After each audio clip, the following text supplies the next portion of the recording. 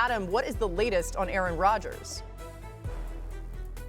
Aaron Rodgers plans to try to practice on Thursday, Laura. He still wants to try to play on Sunday against the Bears in Chicago, where he has had so many victorious moments throughout his career as the Packers quarterback. Aaron Rodgers grew up watching the Bears, grew up watching the Cubs and the Bulls. Chicago teams loves going in to perform, but he does have the fracture in his left wrist, and he'll see whether or not he can make it back in time. Meanwhile, Lamar Jackson not at practice again today, another Wednesday with no Lamar. It sounds like it's a rest issue. It sounds like Lamar will be back at practice tomorrow. It sounds like he's on the same plan he was last week when he didn't practice Wednesday, returned to practice later in the week, and wound up playing on Sunday. So that would be encouraging for the Baltimore Ravens. Meanwhile, the Cleveland Browns are giving Shedeur Sanders his first NFL start Sunday against the Raiders.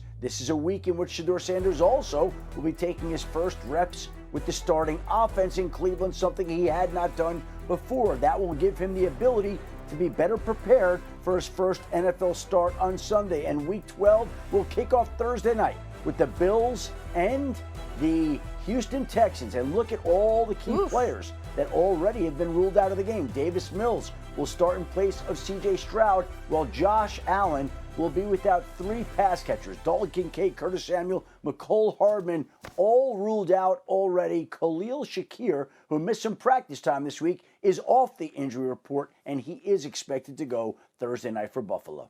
Among the 35 quarterbacks who have started 5 games this season, McCarthy ranks last in total QBR, completion percentage, and touchdown-interception ratio. McCarthy will look to turn things around starting Sunday at Lambeau Field. That's a tough environment to try to turn things around. New on NFL Live, here's his head coach, Kevin O'Connell, today. The phrase I've been using with him, we got to start seeing this cement dry on some of the things that we've really worked hard to make football habits for him from a fundamentals and technique standpoint. I think something Vikings fans can look for is, you know, when he gets to the top of his drops, we're really trying to see if we can get him to be a little bit more in a repeatable body position. And what I mean by that is the posture of, you know, a firm but athletic kind of lower half. We don't really like when his feet get too far outside the framework of his body. And that happened a couple times the other day that contributed to maybe some of the accuracy. His feet got a little bit wide. Okay, so if people were watching Monday, you heard Dan say, I'm trying to figure out why he's inaccurate. And as soon as you said that, I knew you'd figure it out. You have. So go ahead. Yeah, and it's the cause and effect. And so the effect is missed throws that happen directly after a great throw, and you're trying to see why. So I want everyone at home to pay attention to, you're just going to see the initial part that's going to be the missed throw. See where the throw is in relation to where the receiver is. In the NFL world, that's an egregious miss. Okay, so now let's focus on JJ when he gets to that top and that body posture. Okay, so a couple things stand out to me. You heard Kevin O'Connell say his feet outside the framework of his body. So JJ's not this 6'5" guy. He's only about 6'1". His step right here on this throw is so wide, it's almost like for me in a 6'5" frame. Peyton Manning was notorious on trying to have a 6-foot step, no matter if it's a 5-yard, 15-yard, 20-yard throw. So it's really important for J.J. McCarthy. Bring that back, guys, because I want to talk about that body position for J.J. McCarthy when it comes to like that ball out of his hands throw. He's getting far too wide. All right, play it. Far too wide with his base. I think the second thing is you don't see J.J. be very much of a rotational thrower. This is going to be the ball down the sideline to Hawkinson. Another egregious miss. This is going to be the best angle for us to talk about it, okay? One, you're going to see that. Look how wide his base is. See how wide his base is now? That's because he's a linear thrower. It's almost like he's a swayer in golfing. Look at his right leg. His right leg is perfectly straight. Accuracy comes from the ground up. So because he's taking such a wide step, he's leaning so forward that his right leg is straightening. The second thing is, so often his shoulders are completely flat. You saw that first clip, that's ball down the field. This ball's a little bit dull. I need to have your left shoulder tilted up a little bit because I want to have a little air under the football. The last part is, you see consistently his back leg, when he makes the throw, it comes up like this. That tells me that you're a vertical thrower, you're not rotational. And what happens is, you'll see his left shoulder gets so far flung open, he's throwing the ball like this. And so these are mechanical things that are starting from the ground. That's where the flaw is first, is they got to get his feet consistently closer together. The second thing is they got to get him to, at his hips, rotate more, because right now his legs don't rotate, his hips don't rotate, and his upper body does. So that's why you're getting these occasional kind of egregious misses. You could play it and see how his left arm flings open. See, his left shoulder is consistently behind the right shoulder rather than pointing towards his target and staying tight. And so I know it's discouraging. I understand it. Like, it's concerning. I'm a little bit more encouraged because I think those are correctable things. Yeah. I think 2 years of right leg injuries are a little bit attached to this, because I don't remember this being something coming out of school that was a high level of concern. Funny. There were some people that thought throwing left for JJ was for whatever reason less accurate than throwing right. I think the part about JJ that's so interesting, thinking back to his Michigan days, is that unlike the 3 guys that were drafted at the very top, Caleb, Jaden, and Drake, who had to carry their respective college programs at different times during their career, JJ played for Michigan, obviously. They had an historically great defense, an unbelievable running game, and there weren't that many times where it was like thrust on his shoulders. Yeah. Put us on your shoulders, put us on your back, and carry us. And so the number of like high leverage throws where JJ's accuracy determined the fate of the game for Michigan, pretty limited. Sure. The accuracy wasn't discussed as much because there was a lot of good tape of JJ play action pass, hit a guy in rhythm. That guy has good arm strength, he has good accuracy, and his intangibles are off the chart, and it's going to be impossible for a coach to not fall in love with him. But seeing this tape and hearing you break it down made me think back to some of the throws where you're just like, for whatever reason, left is just more difficult than right. I don't know if that's common in quarterbacks or not, but for JJ, it was a talking point during that pre-draft process. I don't think it's that common. I think the overstriding is common, especially we've talked about it a little bit. He's trying so hard. Yeah. So it's like the stride is so big because I'm trying, like, effort-wise to be perfect. And it has been going right, too. Like, he's had some egregious throws thrown to his front side. Totally. Like, he had 2 in this game where they sailed to the right. Yeah. The back leg thing for me is a big deal. I remember that being a Trey Lance thing as well. You know, coming out of school. I would never want that back leg to be straight. I'll go back to Peyton Manning was always 6-inch steps, 6-inch steps. So I think this is something that's going to be hard to fix in season.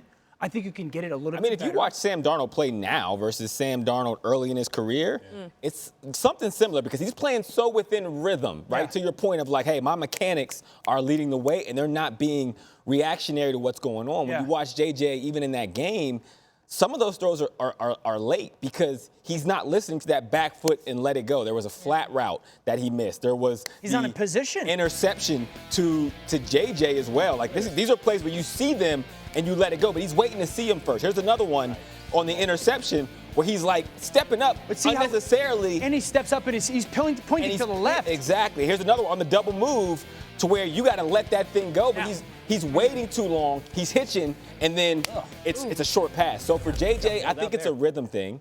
The thing that you talked about in college that I've said since JJ has come into the league, he plays best when the stakes are high. And even if you look at this season, intangibles. He gets down to a certain point, and then you see him click. And that's what gives me encouragement to say, okay, you can fix this as long as he relies on a foundation that guides him throughout the process of the game. Everyone knows Patrick Mahomes has dominated the matchups between the Chiefs and the Broncos, 13-2 over the course of his career. And apparently everyone decided to just not tell that to Bo Nix, who led Denver to a win this past weekend and has Broncos country feeling a lot like Dan and I right now. Back like we never left. That's right. We're going to show you one of his biggest offensive plays from Sunday from his perspective with the help of NFL Next Gen Stats and the Status Pro Visualizer, which allows the recreation of the play exactly as it happened in the game. Dano, take it away. All right, we're back. Okay, so when you're playing the Chiefs, it always starts with protection and pressure. Is that going to be an issue on huge moments? If you're the quarterback, you get to the line of scrimmage, you see 4 defensive linemen, so Bo Nix not a concern. The second thing is secondary, corner or safety pressure. So you're trying to scan the field, and with that corner pressed, can he be a pressure guy? Absolutely. He can blitz. Now, if that corner was going to be the blitzer, one, that safety would have to somehow play over the top, and then this field safety would have to get somewhere in the middle of the field or over the top. So if you're Bo Nix and you're watching this play develop, snap-wise, do I have a pressure issue? No. Okay, they're going to double team Sutton. Beautiful. So now I can go back and just think, well, what's my initial pass concept? So the initial pass concept is going to be over here to my left. What I want to do is show everybody what they're doing. we're going to run what we call a switch release, where the inside receiver is going to be the inside guy running an out route. He's going to start in and go out. And then the outside receiver is going to start outside. This is Franklin, and go to the corner. Now, why are we doing that? Well, the reason you're doing that is you're trying to create some type of division between this defensive back and this defensive back. The biggest point is those guys, receiver-wise, have to do a great job of that release. Almost hip to hip. That's outstanding. We're just trying to create some kind of a leverage, and we've done it. So if you're the quarterback and you're watching that, what's the read for Bo Nix? Well, the starting point is going to be this.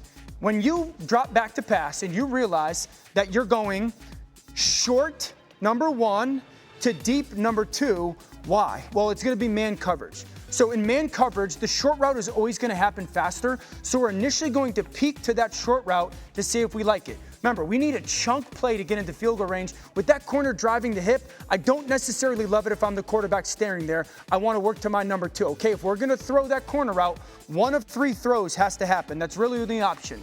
You got to trust that young receiver, Troy Franklin. Okay, so this defensive back, okay, as Franklin goes in that corner route, if this defensive back plays underneath the hip of that receiver, if he plays what we would call on the back hip, I want this throw to be deep down the field, almost to that front pylon, so as a receiver, you would be catching it near the sideline. Well, that's not how that defensive back plays it, okay? That defensive back for Bo Nix, if you're having a vision on that Bo Nix, if that defensive back then played over the top, let's say he played with high leverage over the top, the expectation would be, well, then I want to throw it almost like an out route. It's not a corner, and what I would do, I'd pull that receiver to the sideline. So if that receiver, and you see that defensive back playing over the top, I would expect it on an out route to the sideline. Once again, that's not how that defensive back plays it for the quarterback. What happens is when Bo Nix dropped back to pass and he sees that this defensive back, he plays it with what we call outside leverage. Well, why?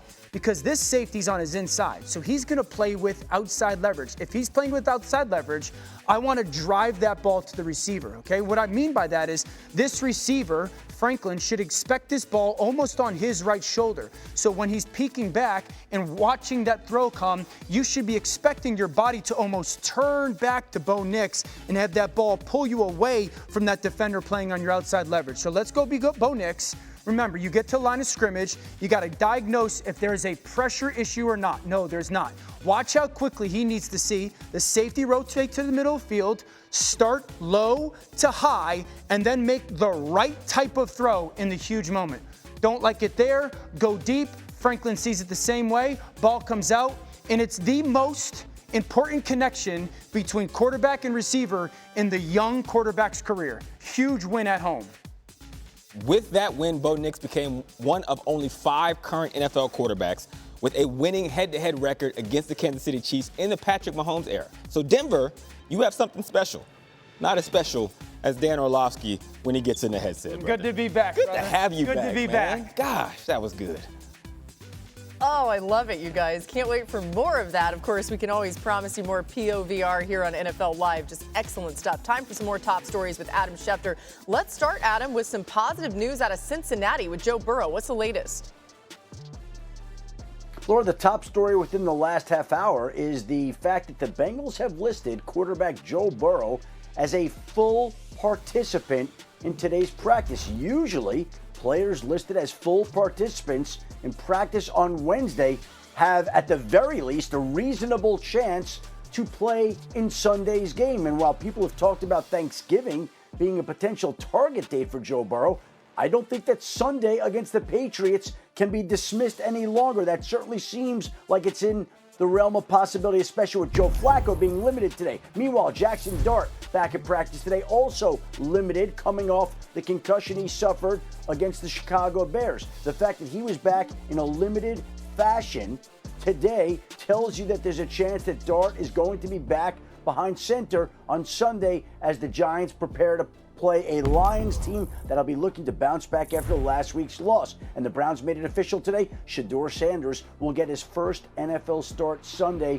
against the Las Vegas Raiders, which means Shedeur Sanders is getting his first reps with the Browns starting offense in the NFL this week during practice. It's a new week, more time for Shedeur to be better prepared than he was for the Ravens last week when he replaced Dillon Gabriel, who remains in concussion protocol. But Shedeur Sanders will start his first NFL title game Sunday versus the Raiders. What do you want to see from Shedeur this week against the Raiders, Phil? Yeah, one trait above all others, Laura, that I'm focused in on is how does he handle pressure within the pocket? I want to see in-pocket navigation. The Raiders are going to be attacking. Max Crosby by himself is a one-man wrecking crew. But when pressure comes your way, are you retreating or are you stepping up into the pocket to buy yourself a little bit more time? We saw this at times at Colorado. Sometimes a 7-yard sack is not the worst play in the world because it surely beats a 14 or a 17-yard sack and a potential forced fumble. Sometimes you got to be thinking about the next play in mind. So for Shedeur Sanders, they're going to be attacking you. Are you willing to navigate that pocket, step up? Because when he has time and space, he did show some accuracy last week and certainly throughout his college career.